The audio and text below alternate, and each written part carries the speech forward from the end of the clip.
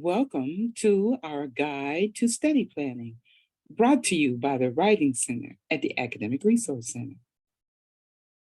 So, what exactly are study plans? Study plans are a way for students to schedule, plan, and organize for the semester. When you have a study plan, it allows you to sync your work schedule and your school schedule, and you can align everything so that your semester is easier to plan.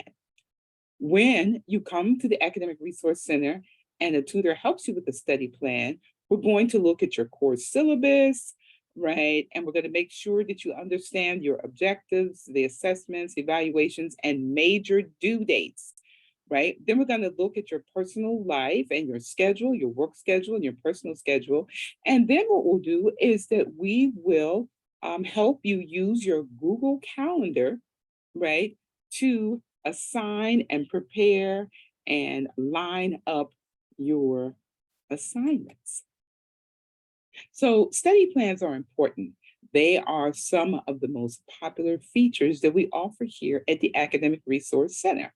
And the reason why is because with a study plan, students have reported that a study plan helps to relieve stress. A study plan also takes away the confusion as far as what it is that you're expected to do this semester. And study plans also help you develop very healthy study habits. When you have a study plan, students are much more in control. And the reason why you're in control is because you have a plan laid out in front of you, and that allows you to see if there's conflicts or busy time right before that time arrives. And so that can help you be prepared, right? And it also lets you set very personalized times, right, to ensure that you're in the right mindset in order to be able to study. So, how can study plans be used? What you're using with a study plan is you're using a planner. And with this planner, you're going to have a very structured outline, right? And this outline, we're going to have what we call high demand and low demand tasks. So it allows you to stratify. So what you'll do is you can block out times for academic assignments. You're going to sync your work schedule and you'll sync your personal time. For instance, if you are a parent and you're out of school at 3 o'clock and you have small children, you might feel like, hey, I'm free to study after 3 o'clock. But you might not be free to study after 3 o'clock because as a parent, there's time, personal time, that you need to work with your child. So your child might not go to bed till 8 o'clock. And so from 3 o'clock to 8 o'clock, then you might be in active parenting mode and therefore would not be available to study, right? What we do at the Academic Resource Center is we sit down with you one on one.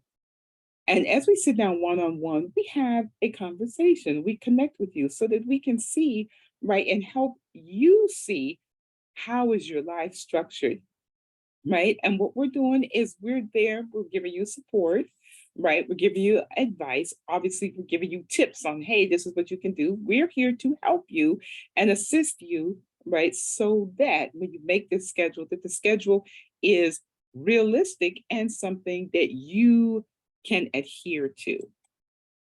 So there are different ways to have a study plan. Some people just like to use paper planners and agendas, right? And that is perfectly fine, right? Some will set it up in their Google Calendar, right? And because that app a lot of time attaches to your phone, and nowadays a lot of students are very attached to their phone. You can set it up in your Canvas calendar so that every time that you log on into your Canvas in order to work the modules for your class, that this information is right there in front of you. So that what you'll do is you'll choose whichever one of those that is most comfortable and that you're most likely to go to on a regular basis, right? Beyond study plans, planning a study plan helps you to develop wonderful study habits. It teaches you to look at the big picture. It teaches you time management. It teaches you scheduling. It teaches you higher order concerns, right? And it also helps you kind of identify different resources that you can take advantage of, right, to make your college experience more successful. One thing that we recommend students to do when you're planning out a study plan is just think about what kind of a learner are you? Because the type of learner you are is going to also play a part in how and when and maybe where you study. For instance, if you're a visual learner, you're a person who reads things, right, and sees it with your eyes. So that might be pictures or the text itself, videos or graphs, all of those things that you visualize that helps you remember. If you're an auditory learner, that means that things that you hear, right, might be beneficial to you. So auditory learners do very well if they tape their lectures or if they work in a study group and they listen to the points of the class from other perspectives.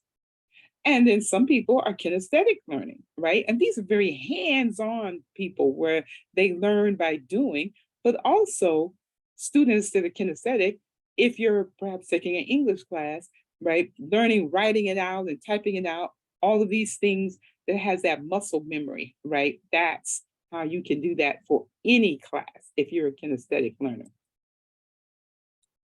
right? So when you're preparing to study for class, you also want to think about how do you study? Some people need complete silence when they're studying. Others have what they call white noise, meaning that perhaps music or TV in the background is very comforting for you, right? When you're taking notes, right? Do you do better by labeling things, by color coding them, by putting little tabs there? These are things that we would assist you with.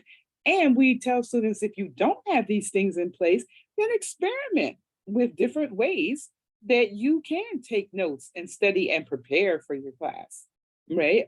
Think about it that when you're taking notes, what you're doing is you're taking the information that's being relayed to you and you're writing it down so that when you refer back to it, it makes the most sense to you and you can identify what is important, right?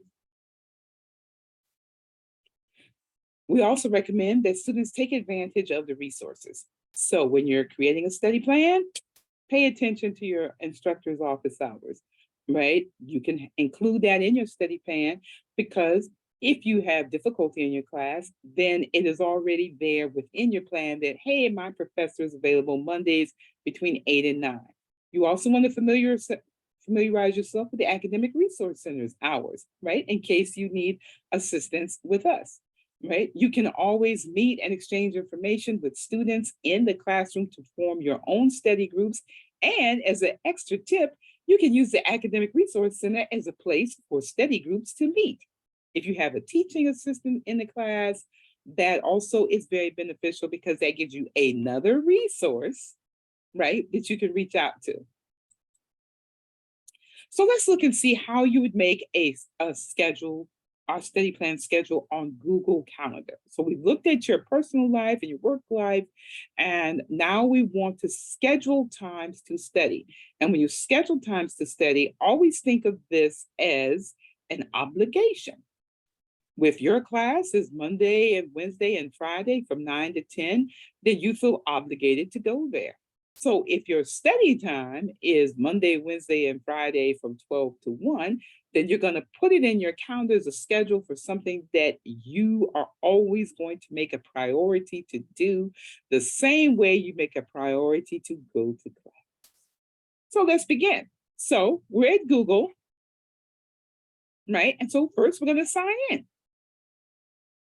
All right, so when you sign in, right, you sign into your Google account, right? If you're signing into the Virginia Community College system, you have your username, and this is your VCC, your email.vccs.edu. You just have your initials and the number beyond your name in this section, right? Now, once you get into Google Calendars, right, you'll always see this icon that will be the letter of your name. But the key is these 9 little dots. When you see these 9 little dots, this is the app that you're going to use to work on scheduling in your Google Calendar. So when you click on these 9 dots, you'll see these icons, your account, your Gmail, Google Drive, document sheets, but you want to focus on the calendar. And it will look just like this. It will actually say calendar, and then it will have a number, usually 31, to indicate that it's a calendar, right? And notice that it looks different from the Google Drive or your Gmail with the M. Now, once your Google Calendar is up, let's say that it's February, right? So this is how your calendar looks, right? It has your Virginia Community Colleges and your initial. Here's your calendar here. Now you want to start scheduling. So first you note the date, right? This is the month, right? You see the days on the calendar. Then you can actually come over here to the left and you can click on the day, right? And you want to pay attention to this little plus sign, this very colorful plus sign where it says create. When you click on create, you're going to see this little square come up. And when this square comes up, that's when you can add your title and time, meaning that you can write study English, right? If this is an event, and when you get done setting this up, you would save it, right? But you want to put in the title right there. And the title is your title, so that when you look at this calendar, right, that you'll see that on February 5th, right, you've set up in advance that this is what you're going to do. Okay, so what we put in here is we put in physics homework, right? Now, so the physics homework is on the 5th. If you right click, then you'll see what we call the color options. So the color options can be any of these colors that you see right here, right? So a lot of times in your Virginia Community College system, the professor might already have your classes listed, and your classes might be yellow or green or purple, right? So whatever color your class is, then you want to make your study time a different color so that it sticks out. Okay, now you can actually color coordinate all of your classes. For instance, right, you're going to right click, and let's say that you put in your study plan that you're going to do your biology homework on the 4th. You're going to do that in orange, right? Your physics is in this pretty magenta color. Math is in green.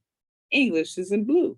One thing that we do tell students is actually good to color coordinate so you can differentiate between the classes, but also so that at a glance, right, you're consistent. Then when you look at it, you can say, oh, make sure I do my English on the 6th, right?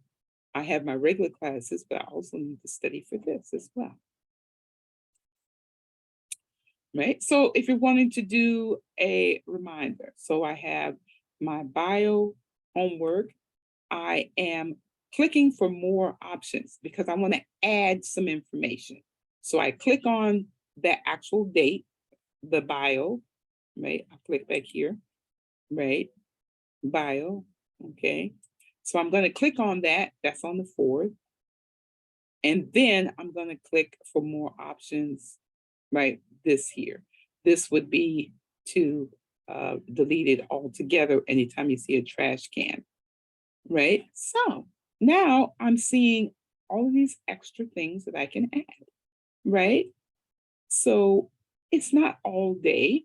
I'm actually going to put this is the time that I'm going to do this from 10 to 10:30, right? I can add conferencing if I want to, right? But I can add a reminder, right? Hey, this is a reminder. Remind me of this 10 minutes in advance. It's on my calendar. This calendar is linked to my phone, right? But if I add this, then that actually is a secondary source to remind you, like, oh, wait a minute, I'm going to be studying for my bio homework, right? And it's going to notify me in advance, right? Just a couple minutes so that I will remember because we have busy lives. Okay, now when it asks you how long you want to be reminded, this is where you can increase the number. You can increase this if your class goes on 12 weeks and you want to always study for your biology homework on Mondays, right, at from 10 to 10:30 because you're on campus and you're not at work and you don't have anything to do at home, you're out of the class by 9:15, right? Then you can actually increase this number, right? And it can be just days, right, for the number of weeks. If you decide along the way, if you drop a class, right, or this particular time doesn't work for you, then write in this section, just like that you can notify yourself to do it by email or text. Remind yourself that this is going to go on for, 8 times, right, over this period of weeks. You can also delete the whole thing, right, and start over again.